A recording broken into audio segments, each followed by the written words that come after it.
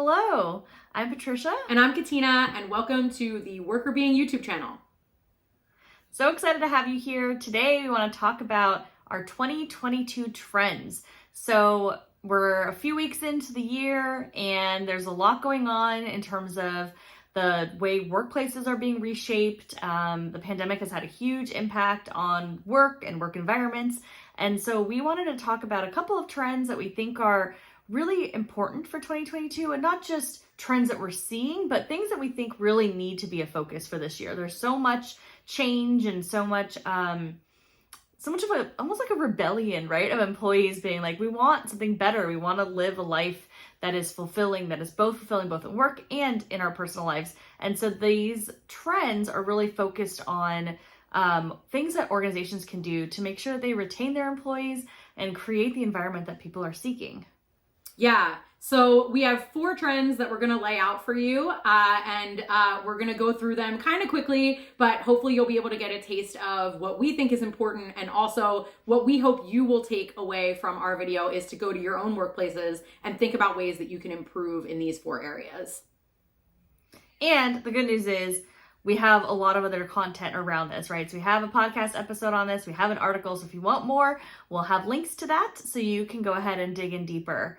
But the first trend is a focus on culture. So we know that a lot of employees are kind of rethinking where they want to be from an organizational perspective. You know, if an organization's not treating them well, people are starting to look to go elsewhere. We keep hearing this term of great resignation. While it's kind of a misnomer in some ways, but people are not taking jobs and roles where they're not being treated properly, and they're not willing to stay in organizations that are not doing those things. So organizations need to take a hard look at their culture and see what they can do better. How can they make a culture where people feel comfortable, they're happy, they're thriving?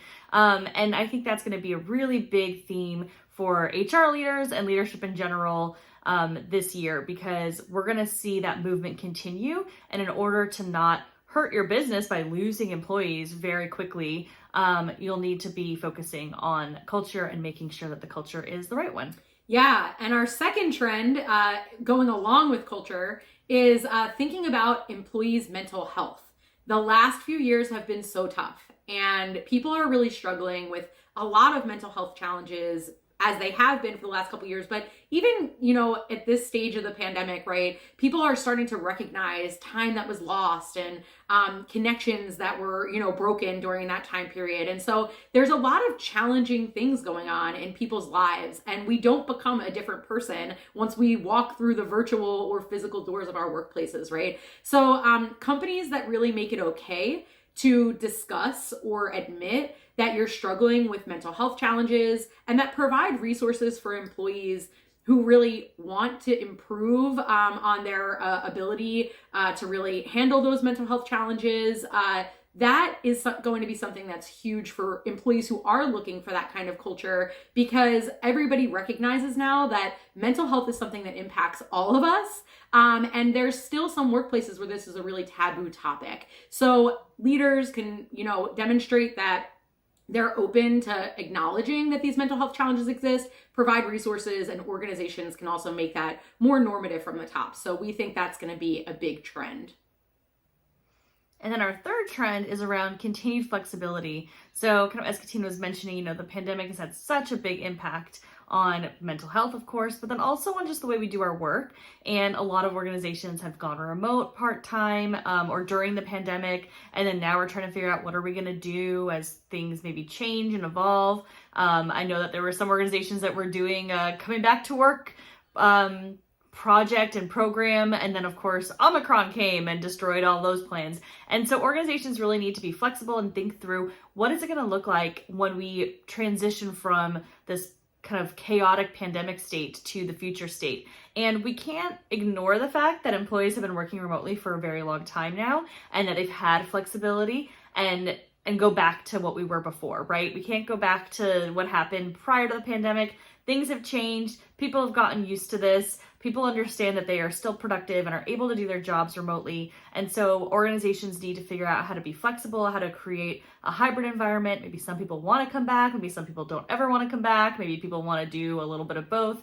There's going to be a variety of things that your employees want to do and need to do in order to create the work environment that they're excited about, and to feel trusted and continue to feel trusted even if the office is open, if they're not coming back into an office. So organizations are going to have to think through how to create that appropriate program and work environment so that people can continue to feel trusted, be excited to be in their work environment, and not feel like they have to go back to something that's dated now. It's dated to expect every single person to be in the office every single day. So I think it's really crucial for organizations to think about this. And employee feedback is really important too. Like as you're creating these programs, ask your employees, what do they want? What is, maybe you'll be able to survey your employees and see that a small percentage want to come into the office every day. A small percentage wants to come in a few times a week. And then some people never want to come back in. And so thinking through how you want to structure your organization around this future state is crucial, and making sure we're thinking about employee flexibility is extra important. And that kind of ties into the culture piece too, because we know that flexible work environments are positive work environments. People really appreciate having flexibility over their work day and their work schedule, and being able to be treated as an adult and make decisions around how to do work the best way that makes sense for them. So that is definitely a really important trend in 2022. It's kind of a leftover from 2021. That was something that people were already talking about. But we're going to have to continue to create those environments in a way that makes the most sense, and also doesn't make people leave your organization very quickly because suddenly you're trying to fit back into an old mold that doesn't make sense anymore. Yeah, and sort of a key component of the next trend around flexibility and adaptability is the idea of inclusive leadership. So this is our fourth trend, and that's something actually inclusive leaders need to do, is be adaptable and flexible and listen and learn from people. We saw a groundswell of interest from corporations around diversity, equity, and inclusion in the last couple of years. But I think something that was a problem was that a lot of companies didn't exactly know how to execute on their commitments to DEI. And a lot of companies we saw put in place things like employee resource groups or book clubs or listening sessions, right, where it was more employee driven. And that's great. It's great to have community, places that people can listen and learn. But what we really need is also some top-down support. And companies were struggling a little bit more with that, and they continue to struggle with that. So this idea of inclusive leadership, what does it actually look like to lead inclusively, is something that we think companies will need to focus more on. And they seem to be more interested in moving forward, as they recognize that it can't be a bottom-up approach. There also needs to be a top-down approach to tackling DEI challenges. So we believe that understanding how to lead inclusively, training leaders to become more inclusive in their leadership, and getting it on senior leaders' radar that it can't be something that everybody else does. It has to be something that they do too. If they're committed to DEI, is going to be something really, really important moving forward in the future. So those are our trends. We hope that you enjoyed hearing about them. And if you have any feedback on them, please let us know. We'd love to hear from you as well. And take these forward into your organization. Really ask yourself, to what extent are you supporting wellness in these 4 areas? And are you able to make suggestions to your company to be able to improve in these arenas? So we hope that you learn something and take these trends forward and actually apply them at work. Yeah, and in the comments, put in any additional trends, like any other things. Like these are the top 4 that we thought of, but I'm sure there's plenty of other things that are going on. So we'd love to hear from you. And as always, subscribe so you get alerts about our next videos. Thanks for watching.